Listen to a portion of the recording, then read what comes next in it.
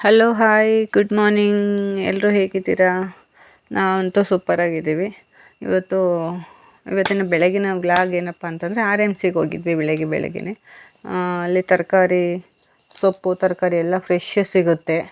ಹಂಗಾಗಿ ಅಲ್ಲಿಗೆ ಹೋಗ್ತೀವಿ. ಮತ್ತು ಏನಪ್ಪ ಅಂದರೆ ತುಂಬ ಕಡಿಮೆಲಿ ಸಿಗುತ್ತೆ. 10 ರೂಪಾಯಿ 2-3 ಕಟ್ಟು ಸಿಗುತ್ತೆ. ಇಲ್ಲೆಲ್ಲ 20 ರೂಪಾಯಿ 25 ರೂಪಾಯಿ ಒಂದು ಕಟ್ಟಿದ್ರೆ ನಾವು ಅದನ್ನು ನೋಡಿಕೊಂಡು ವಾರದಲ್ಲಿ ಒಂದಿನ ಇಲ್ಲ 15 ದಿನಕ್ಕೆ ಒಂದಿನ ನಾವು ಹೋಗ್ಬಿಟ್ಟು ಎಲ್ಲ ತರ್ತೀವಿ. ಅಲ್ಲೇನೆ ಎಲ್ಲ ಥರದ ಸೊಪ್ಪು ಎಲ್ಲ ಥರದ ತರಕಾರಿ ಒಟ್ಟಿಗೆ ಸಿಗುತ್ತೆ. ಮತ್ತು ಕಡಿಮೆ ರೇಟಿಗೆ ಫ್ರೆಶ್ ಆಗಿ ಸಿಗುತ್ತೆ. ಈ ಕುಂಬಳಕಾಯಿ, ಬೂದುಗುಂಬಳಕಾಯಿ, ಹೀರೆಕಾಯಿ, ನಿಂಬೆಹಣ್ಣು, ಬೆಳ್ಳುಳ್ಳಿ ಇವೆಲ್ಲನೂ ಒಂದೇ ಕಡೆ ಎಲ್ಲ ಸಿಗುತ್ತೆ. ಈರುಳ್ಳಿ, ಬೆಳ್ಳುಳ್ಳಿ ಎಲ್ಲನೂ. ಹಾಗಾಗಿ ಅಲ್ಲಿ ಹೋಗ್ಬಿಟ್ಟು ವಾರಕ್ಕೆ 15 ದಿವಸಕ್ಕೆ ತರ್ತೀವಿ. ಬೆಳ್ಳುಳ್ಳಿ ಅಂತೂ ಇವಾಗ 180 ರೂಪಾಯಿ KGಯಿಂದ ಸ್ಟಾರ್ಟಿಂಗ್ ಇದೆ. ನಿಂಬೆಹಣ್ಣಂತೂ 7 ರೂಪಾಯಿ ಇದೆ ಒಂದು ಪೀಸು. ಆದರೂ ಬಾರ್ಗೇನ್ ಮಾಡಿ 6 ರೂಪಾಯಿ ಮಾಡಿಸ್ಕೊಂಡು 24-25 ಪೀಸ್ ತೊಗೊಂಬಂದ್ವಿ. ಈ ಪಾಲಕ್ಕು, ಸಬ್ಬಾಕ್ಸಿ ಸೊಪ್ಪು, ಕೊತ್ತಂಬರಿ ಸೊಪ್ಪು ಎಲ್ಲ ಎರಡೆರಡೇ ಕಟ್ ತಂದಿದ್ದು. ಯಾಕಂದರೆ ತುಂಬ ರೇಟ್ ಜಾಸ್ತಿ ಇತ್ತು.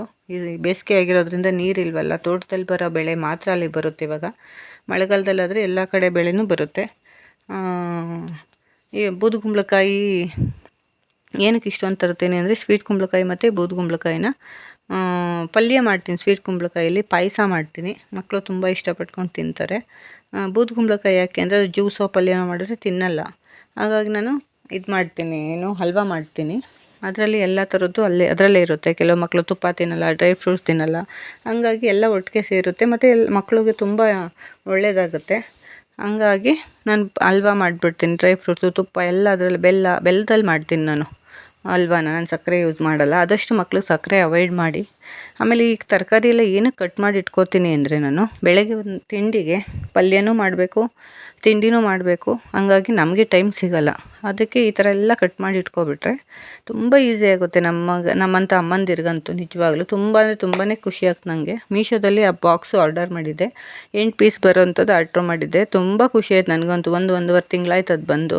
ಆವತ್ತಿಂದ ನಿಜವಾಗ್ಲೂ ಯಾವುದ್ರಲ್ಲಿ ಇಲ್ಲಿ ಯಾವುದಿದೆ, ಏನಿದೆ, ಎಷ್ಟಿದೆ ಎಲ್ಲ ಗೊತ್ತಾಗುತ್ತೆ. ಈ ಥರ ಕಟ್ ಮಾಡಿ ಇಟ್ಕೊಬಿಟ್ರೆ ಈಸಿ ಆಗುತ್ತೆ. ಆಮೇಲೆ ನಾನು ಮನೇಲಿ ಹಣ್ಣುಗಳಿದ್ದರೆ ಈ ಥರ ಜ್ಯೂಸ್ ಮಾಡಿಬಿಟ್ಟು ಕ್ಯಾಂಡಿಗೆ ಹಾಕ್ಬಿಟ್ಟು ಇಟ್ಬಿಡ್ತೀನಿ.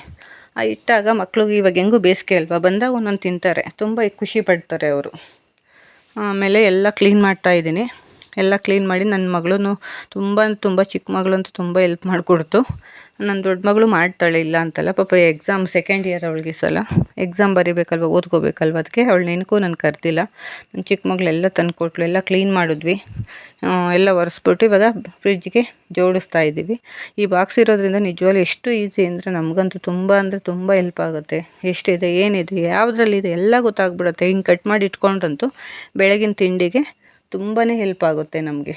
ಈ ಥರ ಆಮೇಲೆ ಬೇಸಿಗೆ ಅಲ್ವಾ ಇವಾಗ. ನೀವಂತೂ ಇವಾಗ ಒಂದು ಕೆಲಸ ಮಾಡಬೇಕು. ಅಮ್ಮಂದ್ರಾಗಿ ನಮ್ಮ ಕರ್ತವ್ಯ ಏನಿದೆ, ಮಕ್ಕಳಿಗೆ ನೀರು ಕುಡಿಯಲ್ಲ ಇವಾಗ. ಹಂಗಾಗಿ ನೀರು ಎಷ್ಟು ಅಂತ ಕುಡಿಯೋಕ್ಕಾಗುತ್ತೆ. ಮಕ್ಕಳು ಆಟ ಆಡ್ಕೊಂಡು ನೀರು ಕುಡಿಯೋಲ್ಲ. ಹೆಂಗೂ ಸ್ಕೂಲ್ ಎಕ್ಸಾಮ್ಗಳಲ್ವಾ. ಮಜ್ಜಿಗೆ ಒಂದಿನ 1 ಲೀಟರ್ ಬಾಟಲ್ ಮಜ್ಜಿಗೆ ಮಾಡಿಕೊಡಿ. ನಿಂಬೆಹಣ್ಣು ಜ್ಯೂಸ್ ಮಾಡಿಕೊಡಿ ಒಂದಿನ. ಇನ್ನೊಂದು ದಿನ ಹಣ್ಣುಗಳ್ದು ಜ್ಯೂಸ್ ಮಾಡಿಬಿಟ್ಟು ಪಾನಕ ಥರ ಮಾಡಿಕೊಡಿ. ಮತ್ತು ಹಣ್ಣುಗಳು ಕಲ್ಲಂಗಡಿ, ಕರ್ಬೂಜ, ಇದೇನೋ ಹಣ್ಣುಗಳೆಲ್ಲ ಸಿಗುತ್ತಲ್ಲ, ಅದನ್ನೆಲ್ಲ ಜ್ಯೂಸ್ ಮಾಡಿ ಬೆಲ್ಲ ಹಾಕ್ಬಿಟ್ಟು ಜ್ಯೂಸ್ ಮಾಡಿಬಿಟ್ಟು ಕೊಡಿ. ತುಂಬ ಮಕ್ಕಳು ಇಷ್ಟಪಟ್ಕೊಂಡು ಕುಡಿತಾರೆ. ಮತ್ತು ಮಕ್ಳಿಗೆ ಹೆಲ್ದಿಯಾಗೂ ಇರುತ್ತೆ, ಒಳ್ಳೆಯದಾಗಿರುತ್ತೆ. ಇದಕ್ಕೆ ಬೇಸಿಗೆ ಅಲ್ವಾ, ಹಂಗಾಗಿ ತುಂಬ ಒಳ್ಳೆಯದಾಗಿರುತ್ತೆ. ಈ ಥರ ಎಲ್ಲ ಮಾಡಿದಾಗ ಮಕ್ಕಳು ಖುಷಿಯಾಗುತ್ತೆ, ತಿಂತವೆ, ಕುಡಿತವೆ, ಎಲ್ಲ ಚೆನ್ನಾಗಿ ಮಾಡ್ತವೆ. ಬೆಳಗ್ಗೆ ನಾವೊಂದು 6-6:30 7 ಗಂಟೆಗೆ ಮನೆ ಬಿಟ್ಟಿದ್ದಕ್ಕೆ ಅದೆಲ್ಲ ಮುಗಿಸ್ಕೊಂಡು ಎಲ್ಲ ತೊಗೊಂಡು ಮನೆಗೆ ಬರೋಷ್ಟರಲ್ಲಿ 9 ಕಾಲ ಆಯಿತು. ಆವಾಗ ಕೂತ್ಕೊಂಡು ನಾವು ಇದನ್ನೆಲ್ಲ ಕ್ಲೀನ್ ಮಾಡೋಕ್ಕೆ ಸ್ಟಾರ್ಟ್ ಮಾಡಿದ್ದು, ನಾನು ನನ್ನ ಚಿಕ್ಕ ಮಗಳು ಚಿನ್ನು. ತಿಂಡಿ ಮಾಡೋಕ್ಕೂ ನಮಗೆ ಟೈಮ್ ಇರಲಿಲ್ಲ. ರಾತ್ರಿ ಹೆಂಗೋ ನಾನು ಗಿಣ್ಣು ಮಾಡಿಟ್ಟಿದ್ದೆ, ಮೊಸರು ಗಿಣ್ಣು.